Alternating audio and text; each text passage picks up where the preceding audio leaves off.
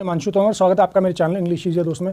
दोस्तों जल्दी से एक पेन और नोटबुक ले लीजिए। आज का वीडियो सबसे इंपॉर्टेंट है, आज तक जितने वीडियोस मैंने डाले हैं उनमें और आगे जो डालूंगा उनमें भी, क्योंकि रीजन बीइंग कंटेंट, मतलब जो मैं पढ़ाऊंगा वो तो मैं पढ़ाऊंगा ही, कई चीज़ें मिक्स करके, लेकिन साथ ही साथ मैं आपको बताऊंगा कि पेपर देना कैसे है, क्योंकि सिर्फ तैयारी से पढ़ने से कुछ नहीं होता। अगर आप पेपर में गए तो पेपर में कोई क्वेश्चन आ गया, उस टाइम एकदम से फोकस हट जाता है, या आदमी घबरा जाता है, या टाइम वेस्ट कर देता है किसी क्वेश्चन में। कुछ भी किसी के भी साथ हो सकता है, ये अच्छे से अच्छे स्टूडेंट के साथ ये हो सकता है। तो आप जल्दी से एक नोटबुक का पेन अपने पास रख लीजिए और जो चीज़ें मैं समझाऊंगा आज उनको ध्यान से सुनिएगा, समझिएगा और नोट डाउन करिएगा। एक चीज़ और, मैंने थोड़ा डिले कर दिया वीडियोस डालने में, उसके लिए आई अपोलोजाइज़, मैं माफ़ी मांगता हूँ। कारण ये था कि कुछ प्रॉब्लम्स थी, भागा दौड़ी थी। बिजी हम बहुत ज़्यादा नहीं है, बिजी नेता लोग होते हैं, हम इतने बड़े आदमी नहीं हैं, बिजी नहीं थे, लेकिन थोड़ी सी प्रॉब्लम थी। और दूसरा, मैं कोई कट कॉपी पेस्ट करके वीडियो नहीं डालता। कोई सब्जेक्ट अगर मुझे पढ़ाना है तो पहले तो मैं देखता हूँ कि कैसे कम से कम टाइम में ज़्यादा से ज़्यादा चीज़ें बता सकूँ और कुल मिला के सबको, बच्चों को समझ में आ जाए उस तरीके से। तो उन सब चीज़ों में थोड़ा सा टाइम लगता है। तो आज जो हम पढ़ेंगे, आज हम क्या पढ़ेंगे, पहले मैं आपको थोड़ा सा एक वो दे देता हूँ उसका। Comprehension, composition, fill in the blanks, one word substitution, parts of speech. अब दोस्तों ये सारी चीज़ें ऐसी हैं, ये हर चीज़ में आती हैं। अग्निवीर में इनमें से ये लगभग सब कुछ आ रहा है। और आर्म फोर्सेज के, आर्मी, नेवी और एयरफोर्स के जितने भी अलग से एग्जाम्स होते हैं, अग्निवीर तो चलो इस बार पहली बार लॉन्च हुई है, और दूसरे जो एग्जाम्स होते हैं उन सब में भी ये कहीं ना कहीं टॉपिक्स सारे ही आते हैं।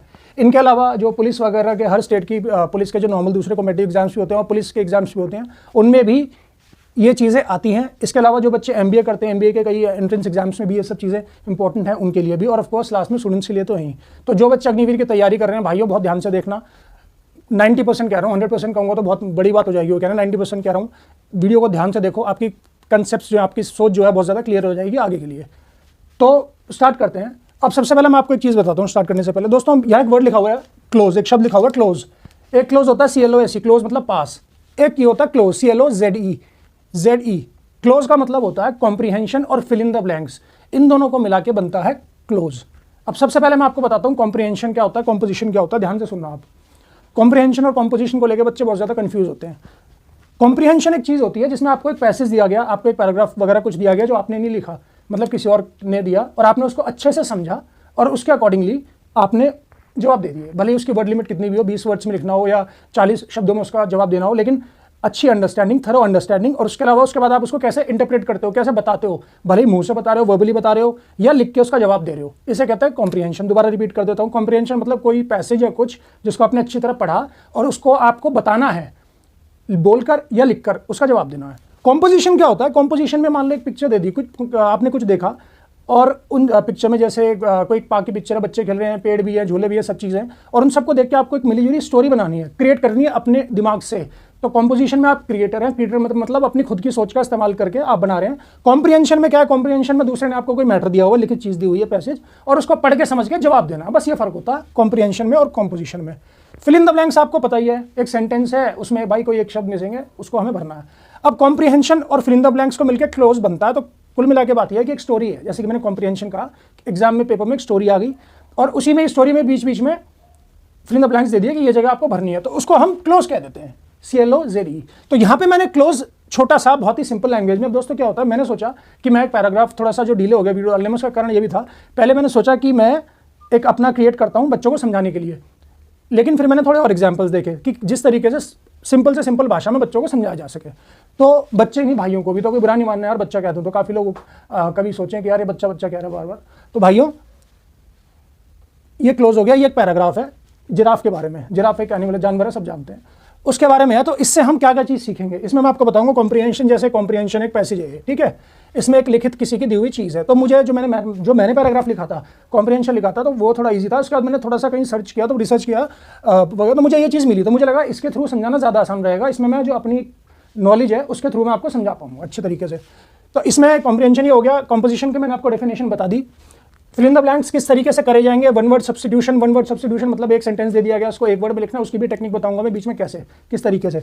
और पार्ट्स ऑफ स्पीच। दोस्तों पार्ट्स ऑफ स्पीच में फिर क्या रहा हूँ मैं, noun, pronoun, verb, adverb, adjectives, इन सब पे मैंने कहा था अलग वीडियो बनाऊंगा, और इन सब के, लेकिन उसमें टाइम बहुत ज़्यादा लग जाएगा और अग्निवीर के पेपर आने वाले हैं। तो इसमें कई चीज़ों को मैं बीच में बताऊंगा जिससे आपको समझने में आसानी होगी। बीच बीच में आपको बताता रहूंगा कि पार्ट्स ऑफ स्पीच, नाउन क्या होता है, एडजेक्टिव क्या होता है, इससे आपको समझने में आसानी होगी। तो अब ध्यान से सुनना आप।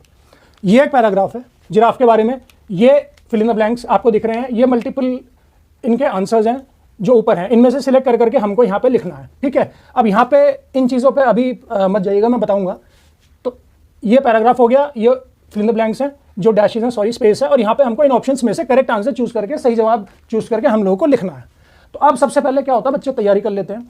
आप पेपर देने जाओ, किसी भी चीज़ का पेपर देने जाओ, सबसे पहले ना रिलैक्स होकर जाओ। कोई बड़ी बात नहीं, पेपर देना है, नंबर लाने हैं, और कोई नंबर कम रह गए, ज़्यादा रह गए, कहने का मतलब जब आप एग्जामिनेशन हॉल में घुसते हो, कमरे में आप घुसे, तो जो पीछे हुआ और बाकी दुनियादारी को छोड़ दो, सब चीज़ खत्म होगी, पीछे रहेगी। रिलैक्स हो जाओ, रिलैक्स, बी रिलैक्स। मैंने आगे लिखा है POM, PO मतलब प्रेजेंस ऑफ माइंड। आपका वहाँ पे दिमाग शांत होना और दिमाग उस जगह पर होना बहुत ज़्यादा ज़रूरी है, ठीक है। तो सब चीज़ पीछे रह गई। अब आप एग्जामिनेशन सेंटर में आप मान लो बैठ गए। उसके बाद अंडरस्टैंड द क्वेश्चन। क्वेश्चन क्या है उसको समझिए। अब ये बात ये करने से पहले मैं इसलिए बता रहा हूँ क्योंकि आगे काम आएगा, एक बार लास्ट में भी रिपीट करेंगे। क्वेश्चन को अच्छे से समझो, क्योंकि एंटोनिम सिनोनिम कई बार ऐसा होता है बच्चे कंफ्यूज हो जाते हैं। कई बार कंफ्यूज करने के लिए भी इस तरीके से पूछा जाता है कि बच्चा जवाब तो क्वेश्चन तो एंटोनिम का होता है, लेकिन बच्चे के दिमाग से इस तरीके से होता है, साइकोलॉजी जो होती है कि वो जवाब गलत लिख देता है। तो आंसर ये देखें कि क्वेश्चन क्या पूछा गया है और ये भी देखें कि आप जवाब क्या दे रहे हो। तीसरा, observe the surrounding, observe surrounding words, जो आपको जैसे ये मैं समझाऊंगा फिल इन द ब्लैंक में, ये मैं समझाऊंगा। ऑब्जर्व मतलब किसी भी चीज़ को देखना समझना, ये कैसे होगा ये मैं आगे आपको समझाऊंगा। और डोंट वेस्ट टाइम, इसका क्या मतलब है ये भी मैं आपको आगे समझाऊंगा। तो स्टार्ट करते हैं, ठीक है। जिराफ्स। अब दोस्तों मेरा बोर्ड छोटा है, थोड़ा आप स्क्रीनशॉट एक बार ले लेना, उसमें से देखना, आप समझना पे, ठीक है। Giraffes are the dash living animal in the world. Giraffes, giraffe जो जानवर है, are the dash living animal in the world. अब जिराफ्स के बारे में बताया जा रहा है, ठीक है। तो एस लगा हुआ तो प्लूरल है अपने आप ही। जिराफ एक कॉमन नाउन है, प्रॉपर नाउन मतलब, कॉमन नाउन मतलब कोई जानवर हो गया, प्रॉपर नाउन इसका जैसे कुत्ता, हमने डॉग पाला, डॉग हो कॉमन नाउन, डॉग का नाम ABCD रख दिया है, मैक, एलेक्स जो भी है वो प्रॉपर नाउन होता है। तो जिराफ हो गया हमारा, giraffe are the dash living animal in the world. अब यहाँ पर आपको डैश का देखना है। अच्छा समझ में आ गया, जिराफ की बात हो रही है, living animal in the world. अब लिविंग एक जानवर है और दुनिया की बात हो रही है, तो आपको यहाँ पे कनेक्ट करना है, ऑब्जर्व, ऑब्जर्व करना है कि आगे पीछे के वर्ड क्या है और इनसे हमें कौन सा ऑप्शन चुनना है। तो वैसे तो बहुत सिंपल है, जिन भाइयों की इंग्लिश अच्छी होगी उनको तो ठीक है, जिनकी थोड़ी सी वीक होगी उनके लिए मैं ये चुन रहा हूँ, क्योंकि जिनकी अच्छी है वो भी ऑब्जर्व करेगी ये पैटर्न जो है, ये जो तरीका है, ये डिफिकल्ट लैंग्वेज वाले जो क्वेश्चंस होंगे, मुश्किल भाषा वाले इंग्लिश में ही, उनमें कैसे काम आएगा। Giraffes are the dash living animal in the world. तो जिराफ हो गया, जानवर समझ में आ गया, दुनिया समझ में आ गई। तो जिराफ के बारे में बात हो रही है, एक जानवर है ऐसा जो वर्ल्ड में है। अब उसके बारे में कोई खास चीज़ बताई जा रही है, ठीक है। इन आसपास के शब्दों से हम ये चीज़ समझ गए। अब हम एक एक करके बहुत जल्दी से देखेंगे। Most, up, grow, next, Africa, feet, leaves, बस, लॉन्ग, टॉलेस्ट। तो अब हमने ये सब देखे, अब हम एक एक करके जल्दी जल्दी मैच कर रहे हैं। नहीं ये तो नहीं होगा, अब ये आपके ऊपर, आपको देखना, कई वर्ड से मैच करने की जरूरत नहीं है। हमें यहाँ पे जिराफ से रिलेटेड कोई ऐसी चीज़ देखनी है जो उसको वर्ल्ड में सबसे, दुनिया में सबसे अलग बना रही है। तो यहाँ पे दिमाग एकदम टॉलेस्ट पे जाता है। अच्छा अब मैं मोस्ट करूँगा, नहीं मोस्ट लिविंग एनिमल नहीं, टॉलेस्ट आ गया भाई, टॉलेस्ट मेरा मैच हो रहा है, तो यहाँ पे टॉलेस्ट आ जाएगा। मैं इसको लिख देता हूँ, टॉलेस्ट।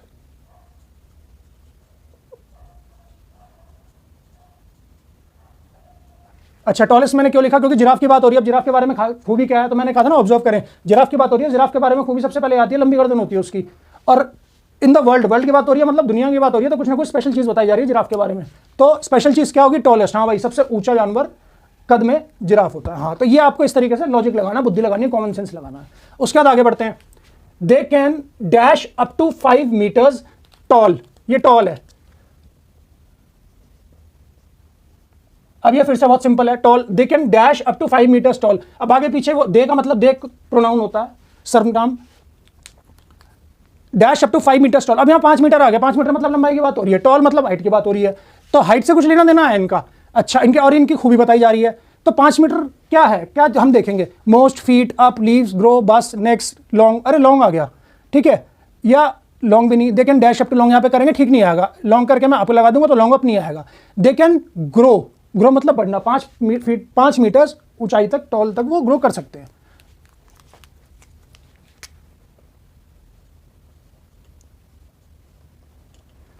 अब अगला देखते हैं, that is about as tall as a double decker.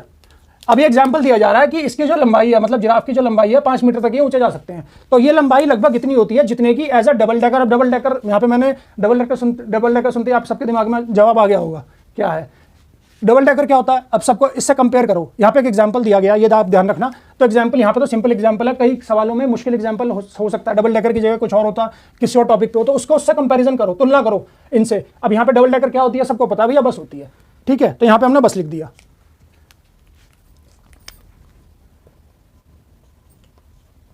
अब giraffes live in, giraffes live in, live सीधी सी बात है, कहाँ रहते हैं? अब कहाँ रहते हैं? आदमी सोचेंगे जंगलों में रहते हैं, फॉरेस्ट में रहते हैं। अब यहाँ पे अगर फॉरेस्ट वगैरह वो सारी चीज़ होती तो आप ऊपर फॉरेस्ट भी ढूंढ सकते हैं, लेकिन आपको फॉरेस्ट क्योंकि जंगलों में रहते हैं, जू में रहते हैं, तीन चीज़ें हो सकती है, दो ही चीज़ हो सकती है। सबसे पहले ये लाइन सुनते हैं दिमाग में आती है, भाई कहाँ रहेंगे?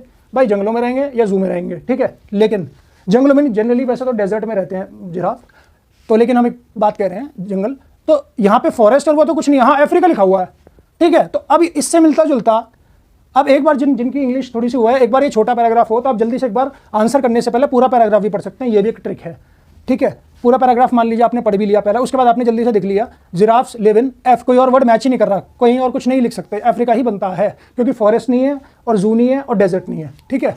कुछ जानवर जंगल में रहते हैं, कुछ रेगिस्तान के जानवर होते हैं, तो हमने अफ्रीका लिख दिया, जो कॉन्टिनेंट है अफ्रीका।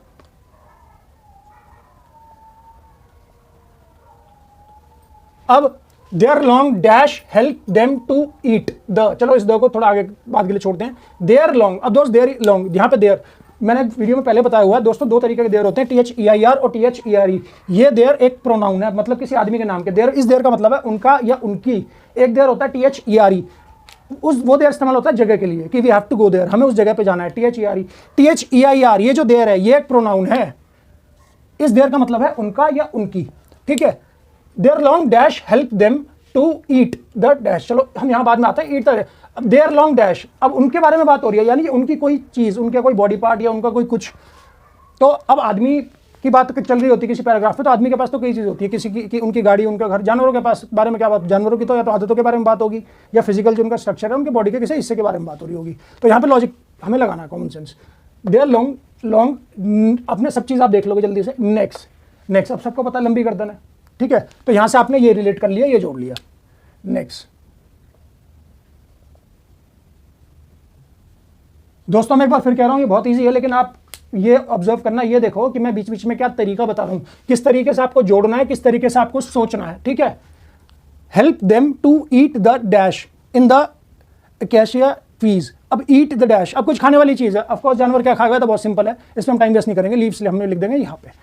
एक चीज़ और दोस्तों, कई बार क्या होता है कि मैंने एक बार मैं क्लोजेस्ट यहाँ वर्ड लिखा हुआ, वो किसी और चीज़ के लिए लिखा हुआ, खैर वन वर्ड सब्स्टिट्यूशन के लिए सिनोनिम में भी बताया था, एंटोनिम में भी बताया था, वन वर्ड सब्स्टिट्यूशन में भी बताया था। अगर MCQs आते हैं, मल्टीपल चॉइस क्वेश्चंस, एक सवाल के 4 ऑप्शन होते हैं, तो उनमें आपको सबसे मिलता जुलता चुनना है। अब यहाँ पे तो लीव्स बहुत सिंपल है, इस पैराग्राफ को चूज करने का कारण ये पॉइंट ये भी था कि ये पॉइंट में बताऊं, यहाँ तो लीव सिंपल है, हो सकता है कुछ ऐसा आ जाए जिसमें लीव से या कुछ फ्रूट्स जो मिलते जुलते आ जाए, तो जो सबसे मिलती जुलती चीज़ है आपको वो लिखनी है। तो यहाँ पे तो फिलहाल खैर हमने लीव्स लिख दिया।